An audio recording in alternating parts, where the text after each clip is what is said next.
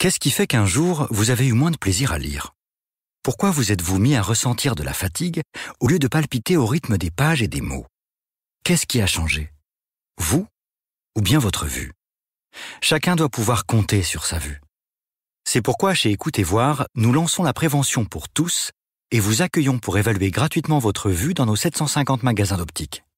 Écoute et Voir, optique et audition mutualiste. Soumis au code de la mutualité, évaluation à but non médical. 14h30, 15h30, l'heure du crime sur RTL. Jean-Alphonse Richard. Je suis victime d'un complot criminel, car c'était une machination criminelle, parce que moi j'ai été ciblée. J'ai rien fait de mal à qui que ce soit. Bonjour, 3 chers disparus pour une seule femme. La faute, à pas de chance, à une santé défaillante et à des cœurs fragiles, à moins que ces décès ne soient dus à un cocktail toxique, un mélange de médicaments. C'est la conclusion tirée par les enquêteurs qui ont, à l'époque, au début des années 90, porté toute leur attention sur Rodica Negroiu, une aide-soignante roumaine qui avait quitté son pays pour s'installer en France. Elle va fréquenter 2 hommes, des célibataires ayant quelques économies, qui mourront à la suite d'infarctus. Des morts qui se ressemblent, des morts suspectes pour la justice, qui va condamner Rodica Negroiu à 20 ans de prison pour empoisonnement. Un feuilleton judiciaire qui n'est toujours pas terminé puisque 22 ans après sa condamnation, Rodica Negroiu vient de déposer une 3e demande en révision de son procès. C'est cette histoire, l'histoire de cette femme surnommée la veuve noire de Bradoulette, sa ville de naissance, que je vous raconte aujourd'hui avec nos invités, dont Rodica Negroiu en personne, qui a toujours répété qu'elle était innocente. 14h30, 15h30, l'heure du crime sur RTL. Aujourd'hui, dans l'heure du crime, l'affaire Rodica Negroiu, cette aide-soignante installée dans la région de Nancy depuis son arrivée de Roumanie, n'a jamais fait parler d'elle jusqu'à l'hiver 1990 où la police va se pencher sur son cas. Ce 17 décembre 1990 au soir, une étrange information parvient au commissariat de Vendeuvre-les-Nancy. Il s'agit d'une dénonciation. L'interlocuteur évoque le décès 3 jours plus tôt d'un ancien militaire, Raymond Jactel, 82 ans. Il était en pleine forme jusqu'à ce qu'une femme entre dans sa vie au mois d'août. À partir de là, il a connu de gros pépins de santé. En quelques semaines, il n'a plus été le même. On ne le voyait plus. Sa mort a surpris tous ses amis. Les policiers identifient la fameuse femme comme une certaine Rodica Negroiu, 50 ans, née dans la localité de Bradoulette, en Roumanie, une aide-soignante qui habite Maxville, inconnue de la justice. C'est elle qui a organisé et pris en charge les obsèques du défunt, un veuf sans héritier direct et sans famille. Le parquet de Nancy est alerté. Des doutes qui planent sur la mort de Raymond Jactel. Une enquête est ouverte. Le corps du défunt est rapidement exhumé afin que soit pratiquée une autopsie. Les légistes ne notent pas de traces de violence. Les expertises toxicologiques montrent toutefois la présence de digoxine et surtout de phénobarbital. Mais impossible en l'état d'affirmer noir sur blanc que ces médicaments ont causé l'infarctus de l'intéressé. Les enquêteurs se renseignent sur les liens qui unissait Rodica Negroiu et Raymond Jactel. L'aide-soignante a fait sa connaissance 2 ans auparavant. Elle cherchait à acquérir une maison en Viager, mais Jactel n'était pas intéressé. Negroiu, installé dans une localité proche, va toutefois garder le contact et lui rendre régulièrement visite. Le 11 octobre 1990, Raymond Jactel est victime d'un malaise chez lui. Rodica Negroiu est présente et appelle un médecin. Le vieil homme est hospitalisé pendant 2 jours. Les enquêteurs notent que l'aide-soignante s'est fait prescrire auparavant 2 boîtes de Gardénal, médicament de la famille du phénobarbital. Le 16 octobre, de retour de l'hôpital, Jactel revoit ses dispositions testamentaires. Jusque-là, il léguait tous ses biens à un ami militaire. Dès lors, il accepte de céder en viager sa maison et le terrain attenant à Rodica. Elle se retrouve également bénéficiaire d'une assurance vie. Le 4 décembre, 10 jours avant la mort du retraité, un retrait de 40 000 francs est effectué sur son compte. À la poste, aux policiers, les amis du défunt racontent que depuis l'arrivée de Rodica Negroiu, Raymond n'était plus tout à fait le même, il ne voulait plus voir personne, ne sortait plus. À des voisins, il aurait dit qu'il prenait des médicaments et se sentait crevé. Autant de déclarations et de faits troublants.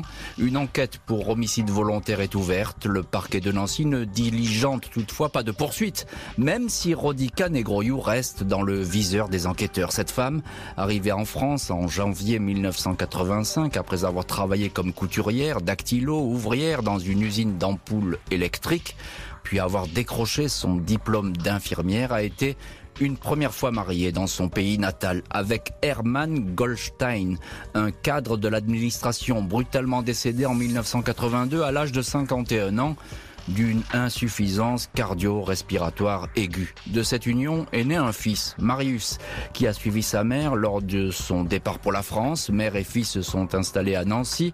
Rodica Negroiu a travaillé dans plusieurs établissements de santé de la région en qualité d'aide-soignante. Ses anciens collègues en font un portrait contrasté, dur et peu sensible pour les uns, énergique et travailleuse pour les autres. Les enquêteurs s'interrogent sur la mort de Raymond Jactel. Ils sont intrigués par le décès du premier mari, Hermann Goldstein. Ils vont désormais s'intéresser à la disparition du deuxième mari, un Français, Gérard Eluy. En retraçant le parcours de Rodica Negroiu, les policiers s'aperçoivent qu'avant de rencontrer le malheureux Raymond Jactel, l'aide-soignante a partagé la vie d'un autre homme, le dénommé Gérard Eluy, décédé chez lui à l'âge de 68 ans, une mort qui semble prêter à interrogation. Rodica a rencontré Gérard, veuf et retraité, en octobre 1985. Le couple s'est très rapidement marié. Gérard s'est rendu dans les jours suivants chez le notaire pour signer un acte de donation au dernier des vivants. Après le mariage, les proches indiquent s'être inquiétés. Gérard et lui se seraient retrouvés en mauvaise posture financière et s'en plaignaient. Il disait ne plus voir la couleur de sa pension de retraite. Il avait offert à Rodica un manteau en vison, une voiture et des meubles pour la chambre de son fils. Il confie que ce mariage est une erreur. Accompagné de ses sœurs et de sa belle-sœur, il va alors demander le divorce, puis rapidement se raviser. À partir de ce moment-là, ses proches décrivent un homme qui va s'isoler. Sa famille affirme qu'il vivait dans la terreur de sa femme, une version que démentira avec vigueur Rodica Negroiu. Dans la nuit du 16 février 1988, Gérard Eluy décède subitement. La veuve explique être rentrée à la maison vers 23h et l'avoir retrouvé ivre en train de regarder la télévision dans le salon. Elle dit tout d'abord avoir entendu du bruit et avoir retrouvé Gérard sur le sol, mort sans doute d'une crise cardiaque. Elle explique ensuite que son mari s'est couché et est mort auprès d'elle dans le lit. Les sœurs et les enfants du défunt confient aux enquêteurs qu'ils ont pensé à une mise en scène. Ils ont même envisagé de demander une autopsie, mais l'épouse avait déjà organisé les obsèques. Face à ces questions, le juge d'instruction demande l'exhumation du corps de Gérard Eluy, mort 4 ans auparavant. Les légistes ne notent pas de traces de coups. La toxicologie permet toutefois de détecter la présence de digoxine, une substance contenant de la digitaline. Il pourrait s'agir d'une intoxication chronique. Aucune prescription de digoxine n'a été délivrée aux retraités. Rodica Negroiu, hérité de ses biens et après 2 ans de mariage, avait droit de toucher la pension de reversion de son mari. Une deuxième information judiciaire pour homicide volontaire est ouverte. Le 9 juin 92, la PJ de Nancy interpelle Rodica Negroiu et son fils Marius, 24 ans, chez eux à Maxéville. La mère est mise en examen pour les empoisonnements de Raymond Jactel et Gérard Eluy, le fils pour vol. Une perquisition conduite dans la maison de Maxéville a en effet permis de découvrir une grande quantité de meubles de valeur, certains ayant appartenu à l'un des décédés, Raymond Jactel. Un vase de la cristallerie Gallet d'une valeur de 30 000 francs est également retrouvé dans une pièce. Il avait disparu en 1990 au domicile d'une femme chez qui Rodica Negroiu faisait le ménage. L'aide-soignante est incarcérée. Elle nie en bloc toutes les accusations. Elle n'a jamais empoisonné qui que ce soit. Elle n'a rien volé. Et ses objets, même les plus précieux, lui appartiennent depuis longtemps. Elle est victime, dit-elle, de témoins jaloux et xénophobes qui tout simplement ne l'aimaient pas. Rodica Negroiu conteste le point fort de l'accusation, à savoir les expertises toxicologiques. Analyse et contre-analyse, l'enquête va alors se perdre dans un dédale médical et scientifique sans que les avis ne soient totalement tranchés.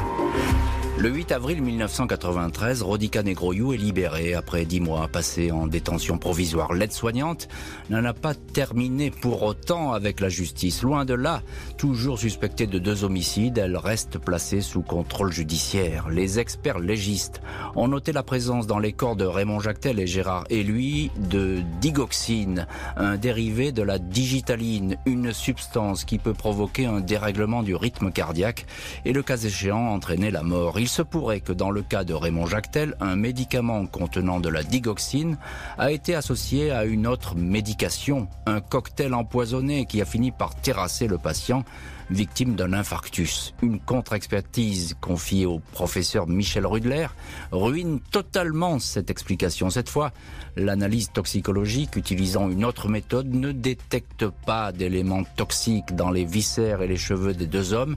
Une 3e expertise retrouve bien de la digoxine chez Gérard Eluy, de la digoxine et du phénobarbital chez Raymond Jactel. L'accusation pointe du doigt les connaissances médicales de Rodica Negroiu, une aide-soignante qui lui aurait permis de sélectionner certains médicaments propres à déclencher un malaise cardiaque.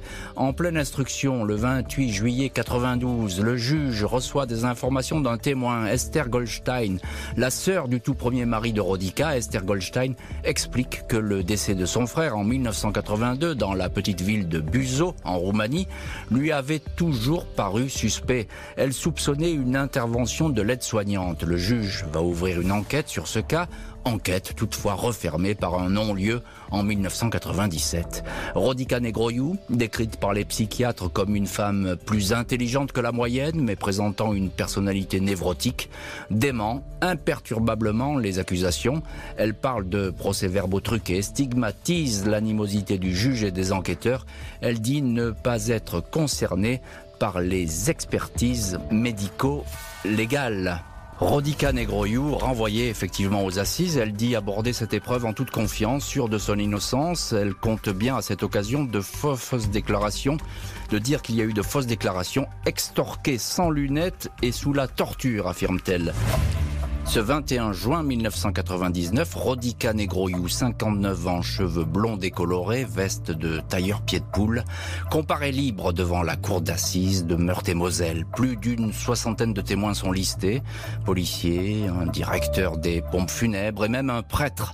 Après 7 ans d'enquête et de revirement, la justice espère enfin boucler l'enquête Negroiu. L'accusé également, qui se fait tout de suite entendre haut et fort. Cela fait 10 ans que je ferme ma gueule, hurle-t-elle à l'audience.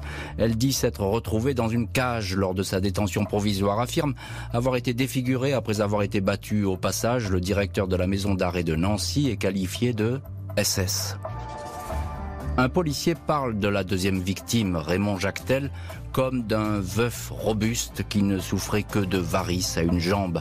Il rappelle que c'est à Madame Negroiu qu'avaient été prescrites 2 boîtes de Gardénal, le principe actif du phénobarbital. À propos de Gérard Eluy, Mon Gérard, comme elle l'appelle, Rodica, lors des audiences, les yeux embués de larmes, un enquêteur indique que l'accusé a tout fait pour l'isoler. Il est rappelé que les 2 époux faisaient domicile séparé et que Gérard avait essayé d'échapper à Rodica en divorçant.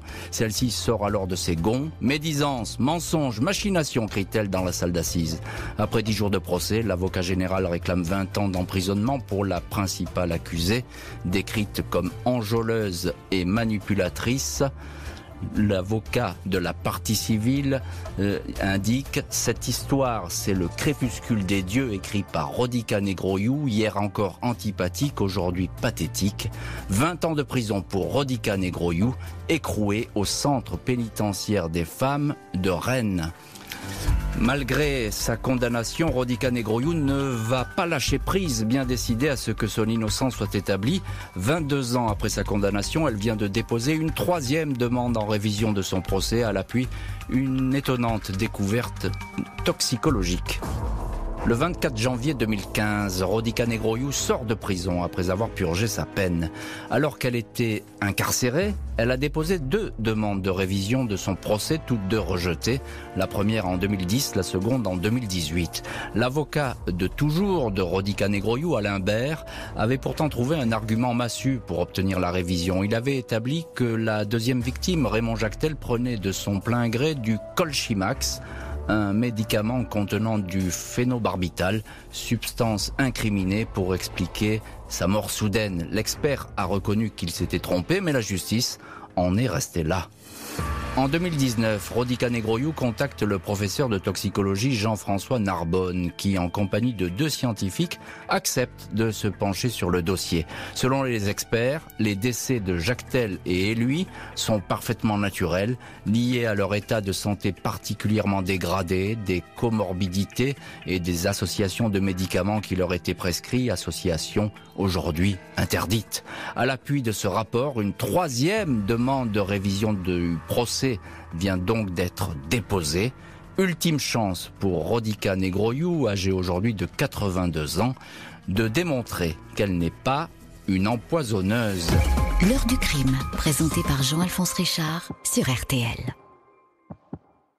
Sur RTL, c'est déjà Noël. Retrouvez les plus belles chansons de Noël sur la web radio de Noël de RTL. La web radio de Noël de RTL est disponible sur l'appli RTL et RTL.fr.